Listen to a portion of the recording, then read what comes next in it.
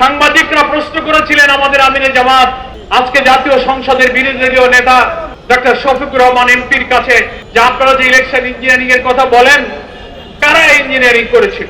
আমিরে জামাত জবাব দিয়েছিলেন বিদেশি সাংবাদিককে। সরাসরি প্রমাণ ছাড়া তো তার জবাব দেওয়া কঠিন। তবে অতীতে দেখা যায় যারা এই অপরাধ করে, যারা কারচুপি ইঞ্জিনিয়ারিং এ জড়িত থাকে, কোনো না কোনো ভাবে ওই যে আমি কলা খাইনি একটা গল্প আছে না, তাদের মুখ থেকেই একসময় বেরিয়ে যাবে। এটা আমিরে জামাত কিছুদিন আগে বলেছেন, শুনেছেন আপনারা? তো আলহামদুলিল্লাহ একজন রাজ সাক্ষীর বক্তব্যে সোশ্যাল মিডিয়াতে এসে গেছে। জামাত ইসলামীকে শুধু দায়ী করলে হবে না, সব জনগণ আপনার বক্তব্যে।